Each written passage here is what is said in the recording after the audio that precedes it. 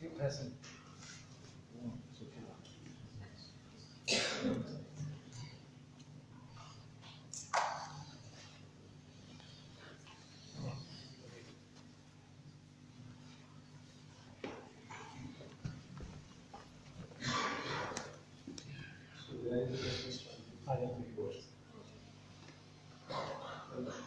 It's indeed a great pleasure for me to be present here this morning, and thank you for inviting me to give a response to the paper written by Mr. Eric Server.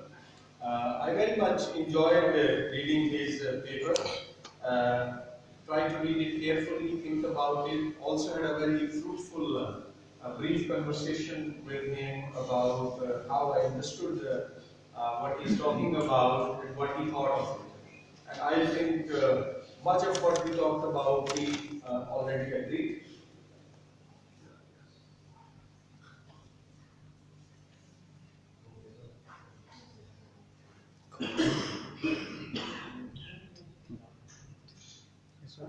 वो charge हो रहा है तब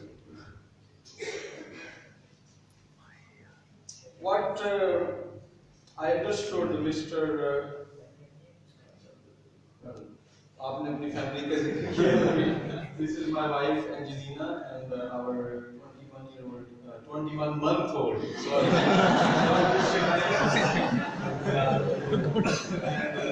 The day before yesterday was Angelina's birthday, and I was showing Gujranwala's video to some of my friends, and we tried to get her to say to her mother happy birthday, and she said, "Mama, happy birthday!" So that was a very cute, I think wonderful moment we had with her.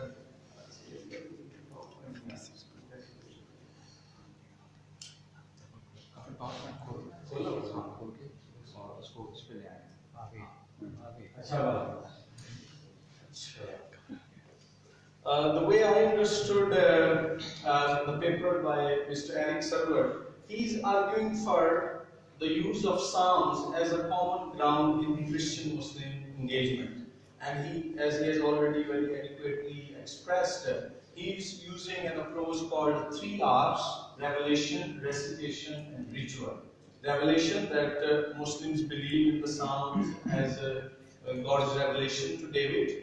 Recitation, in Islamic context, they recite the Quran, and the Psalms can be used in the Islamic context in Christian-Muslim dialogue in the same way. And then it's used in ritual. In the paper that he mentioned, he talks about how this 3R based approach would lead towards fostering peace building and interfaith dialogue and friendship.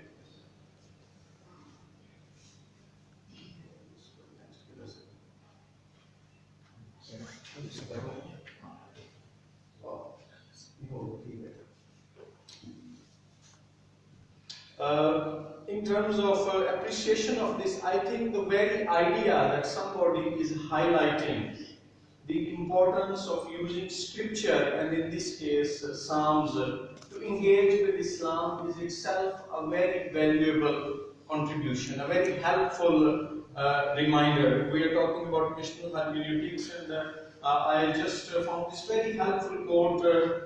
Mission is what the Bible is all about.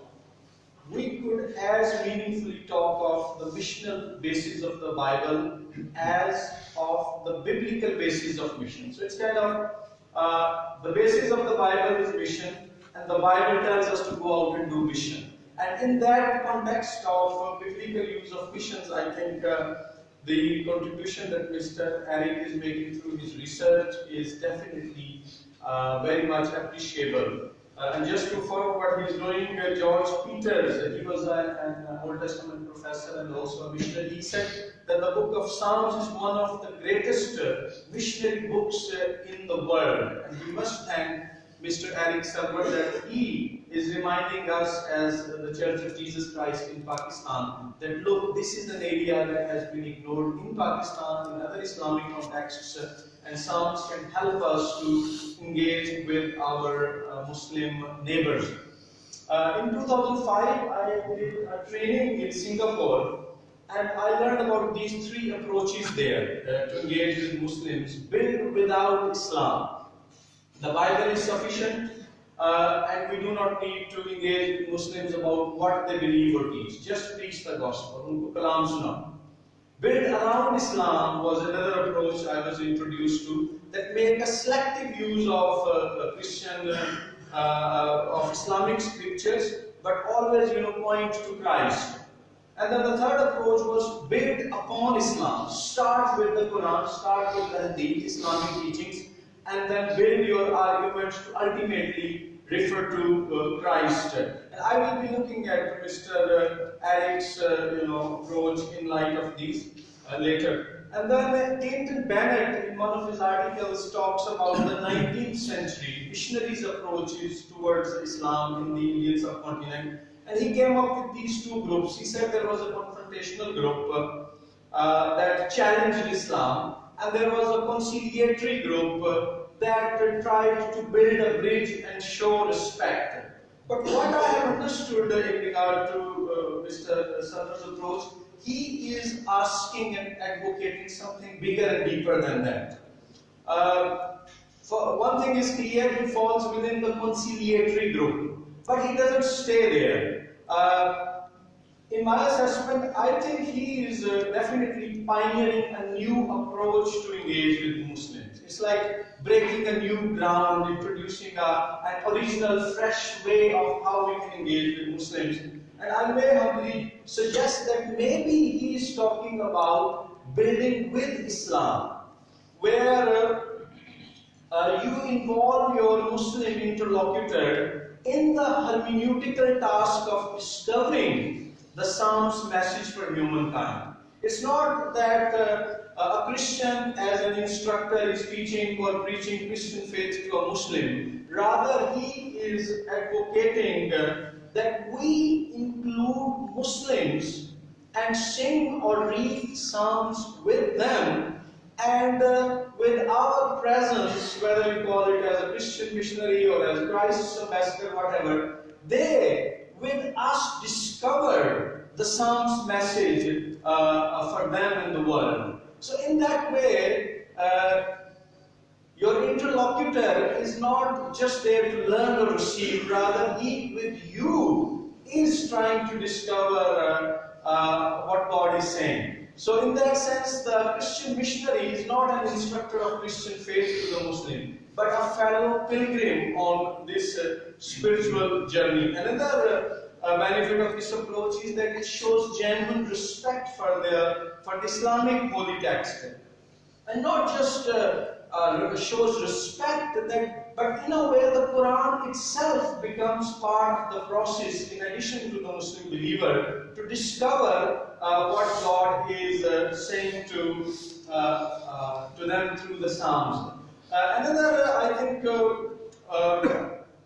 strong point about this approach is the importance of experience. When you read Psalms with them or when you sing Psalms with them, in his paper he talks about how of the Torah, of the Zabur, of the Injil and the Quran, it is the Psalms that provide us an opportunity to have an authentic relationship. That was the what Mr. Eric really used, to experience God. So there's a lot about this approach that we can affirm. But very quickly, there are some questions that I would also like to ask him to help us understand his approach more. He hasn't used these words much in his presentation, but when you read his paper, he talks a lot about engaging with Muslims through the use of Psalms for interfaith dialogue and peace building.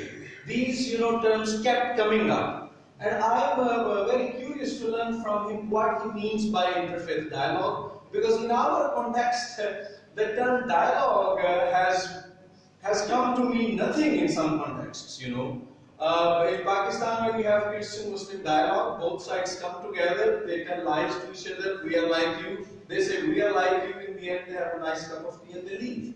So, So I'm sure this is not the kind of dialogue he's talking about. So I want to request him to help us understand what he means by dialogue. Like in the New Testament, the term dialogomai has been used 13 times, and what it means there is to reason, to dispute, even to address, like in the context of proclamation, when Paul proclaims the gospel in Acts 17 and he reasons with them, he disputes and argues and wants to convince them. The Greek word is dialogomai. So I would really like Brother Eric to help us understand that more. Then also what he means by peace building, that this term kept coming up in his paper for the purpose of peace building.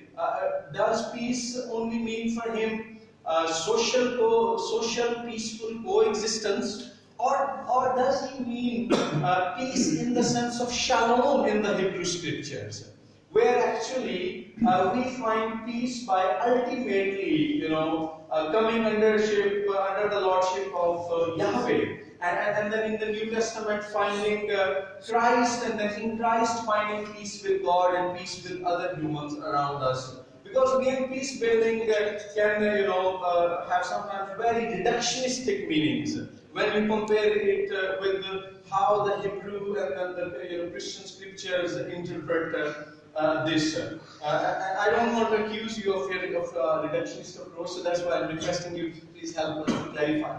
But I think, want to warn us here.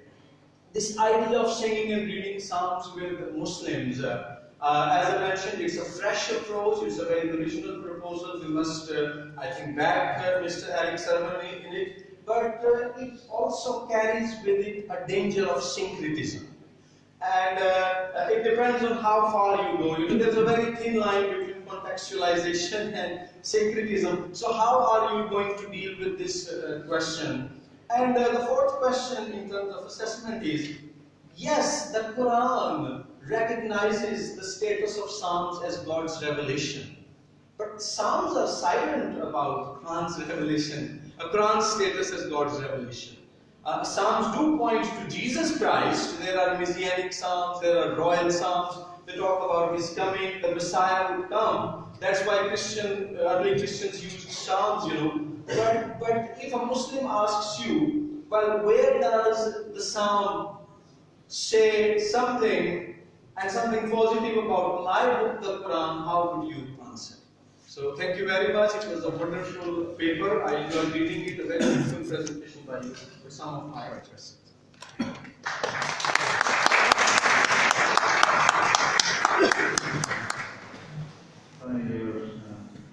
Perhaps I understand it, understood, not a bit. I must say, brief but very comprehensive response. These questions are huge questions, I must say, and I don't envisage that Eric is going to respond to all of them one by one because we don't have much time. But please do get in touch with him when he's around. Spoil his time, right? Okay? Whether it's lunchtime or any other time. But I am also interested to hear his response briefly. I have one or two questions, but we would like to go to. आप चाहेंगे कि वो जो questions जब आपने भेज दिए हैं, Yes, yes. आपके बारे में कुछ न कुछ समझना है, फिर डॉक्टर स्क्रीन जो है वो अपना हाथ खड़ा कर दें. What do you want to say this something, man? Yeah, I just want to make a few comments. My friends mentioned some other aspects of the presentation. Without handout, it was really wonderful. There was great insights. But let me just do all these things in other way that we may draw attention to some other aspects. He actually wonderfully explained three arts: revelation, citations, rituals, in terms of bringing Islam and Christian together. He's actually offering three common grounds. In terms of revelation, Muslims also believe that Quran and Sahih Ambiya have also been inspired by God. But what is distinctiveness related to all these Psalms being distinguished from other parts of well, in terms of recitation, yes, Jewish recite Quran if it is in terms of how Islam, yeah, Muslims do. Okay. In terms of rituals, what does it mean? Does it mean to cover our head? Okay. In terms of sacrifices, in terms of ritual cleansing before offering prayer, if this is so, then it may share some common parts between Islam and Jewish, but not with Christian, because we don't cover our heads, we don't offer sacrifice, we don't go through ritual purification before we pray or recite Quran. So I don't see any common ground in terms of rituals between Christian and Muslims.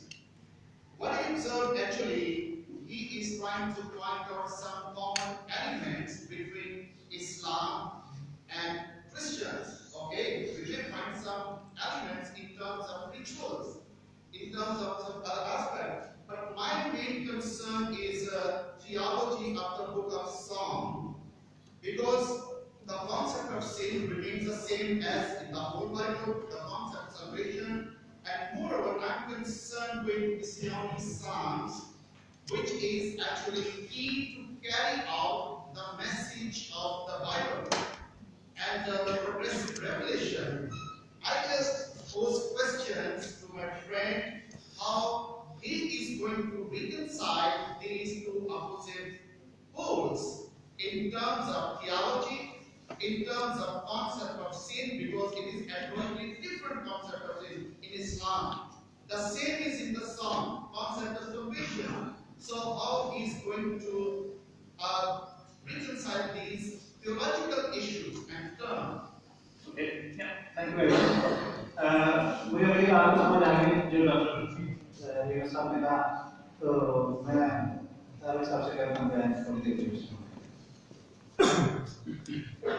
First of all, thank you very much for helping me out for defining and looking for aspects which might get overlooked in this. But first of all, let me explain that this was not a full presentation because I passed quickly. To those friends, those who have questions, I would like to encourage you to read whole paper first. Go through the details, and as I said before, this is only one small aspect of the broad research. It's still half cooked. And this session might be other way around, because this is my field research trip also. So I'm collecting all implications and all what we would say the different things. Number one. So quickly to brother Tariq. Number one. Yes, interfaith dialogue is a term which we use to understand the common reader, what in which area we are going to. But ultimately, obviously, it's beyond dialogue. It's nothing only just to sit and have a cup of tea and go away. So it's going to be a part which I am honing to have a sustainable relationship rather than just have a one event or one evening of a dialogue. And it takes time, you know. As we say that, in my understanding, the fall in the Genesis is nothing to have. Might be some aspect of moral and ethical fall, but it's mostly on a broken relationship. And how that broken relationship with God, with creation, with neighbors, with each other, how it falls into come together, and through the shalom with Jesus Christ offered to the world. That's what I before. The fourth R could be a part of that, which is reconciliation. So that 4 R is coming. So it's not part of this paper. So I hope that addressed the same answer. Number 2, syncretism. Well, first let me explain my understanding of syncretism. Syncretism I understood when you mix two religions and you produce third one. That's called syncretism. In our context, the example is Sikhism. Sikhism is a result of syncretism of Islamic Sufism and Hindu Bhakti movement. That's called syncretism. When you produce third thing. But in this approach, it's beyond syncretism because we are not producing a third religion. We are trying to bring in and finding those convergence points where we could have a sustainable relationship which lead us to shalom that Jesus Christ offered. So that's the idea behind that. And because I'm still exploring, I'm still digging in, I'm still on experimental mode, and our own context, our own theologians, our own local people, those who have a day-to-day engagement they can help me a lot to understand and find out my blind spots. Thank you very much.